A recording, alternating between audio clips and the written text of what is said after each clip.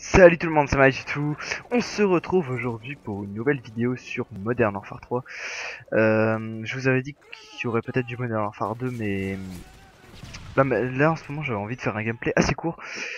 On est sur Lockdown, une map que j'avais déjà fait un gameplay dessus, mais j'étais en spécialiste. Là, aujourd'hui, je vais vous parler un petit peu de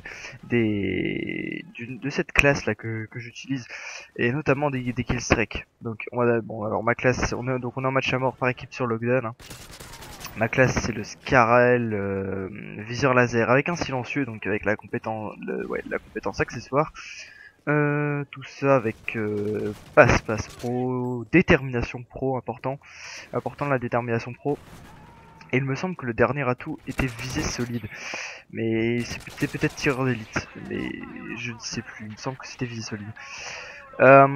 Et au niveau des killstreaks, il s'agit tout simplement du missile Predator, donc un classique que la plupart des gens mettent net.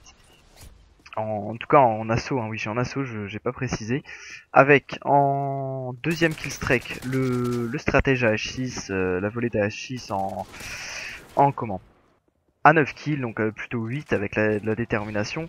Et enfin le mitrailleur de spray qu'on débloque normalement au bout de 17, mais du coup c'est avec 16 kills. C'est à peu près la même classe que j'avais utilisée dans mon gameplay sur Village, sauf que j'ai changé juste les killstreaks. Aussi des grenades flash et tout simplement une Semtex. Donc ça fait un petit moment que le gameplay a été fait, hein. Je sais plus combien, ça doit faire peut-être 3-4 semaines. Ouais, donc voire limite un mois. Et en fait cette classe elle est vraiment super bien. Le seul problème de cette classe c'est le manque de munitions. Mais autrement elle tue assez vite. Le Scarel c'est vraiment une arme assez puissante. Avec le silencieux vous gagnez pas de vous gagnez légèrement en précision apparemment. Et en plus le viseur laser permet d'ajuster facilement les ennemis, hein. Bon, ensuite, ce qui est vraiment important c'est les killstreaks. Le Predator, la Schiste et l'Osprey, c'est des killstreaks puissants. Enfin, le Predator, il vous permet de faire un kill gratuit. Vous faites quasiment un kill à chaque fois, voire deux ou voire trois. Et si vous arrivez à débloquer tout simplement la H6, ça vous assure facilement pas mal de kills. Bon, vous allez voir que dans ce gameplay, mon H6 va faire un kill moisi, hein, rien que ça. Petite parenthèse sur les vestes balistiques, elles vont m'être très utiles. Je crois que je vais en ramasser 2 ou 3 fois et à chaque fois elles vont me sauver la vie pour obtenir mon mitrailleur d'osprey.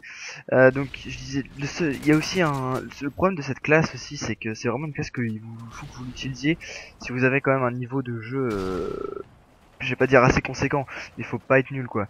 Faut être capable de faire 8 kills sans mourir, sans bonus quoi, parce que vous êtes pas sûr de faire un kill avec le Predator pour peu que vous le foiriez ou quoi.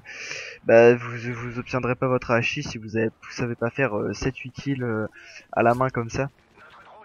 Mais autrement c'est vraiment une super combinaison d'atouts. Vous pouvez également mettre le Pavelo en dernier atout à la place du mitrailleur de spray. Ça peut être aussi dévastateur parce que du coup vous faites les kills, vous pouvez continuer de faire des kills pendant que votre Pavelo massacre la zone. Donc c'est vraiment une très bonne classe, surtout en fait avec détermination pro qui vous permet d'obtenir vos bonus. Si vous faites 2 assistances, ça vous compte comme un frag tout simplement.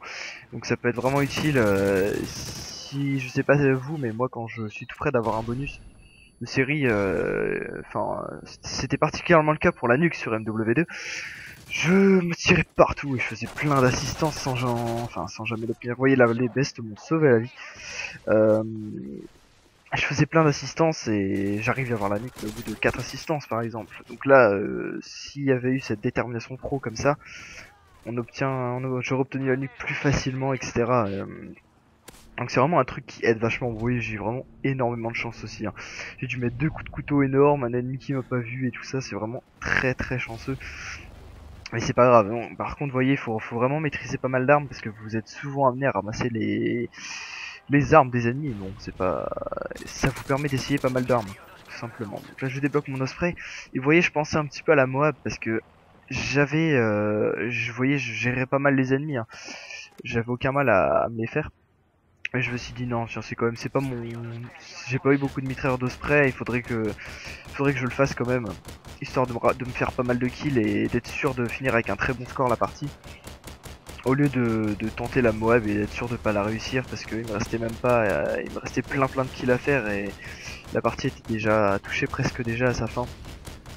Enfin bref, moi je vous conseille de mettre ces killstreaks là et d'essayer ma classe. Après, vous pouvez faire vraiment ce que vous voulez, mais c'est juste pour vous donner des idées si jamais vous savez plus trop quoi faire. Je dois vous avouer qu'en ce moment, Modern Warfare 3, bon voilà, c'est pas que je l'ai laissé tomber, mais j'y joue un petit peu moins qu'avant. Après la folie du début. Donc voilà, je vais faire gentiment la petite killcam, voilà, à l'osprey. Et voilà, bah moi je vous laisse, hein. Je vous dis à la prochaine.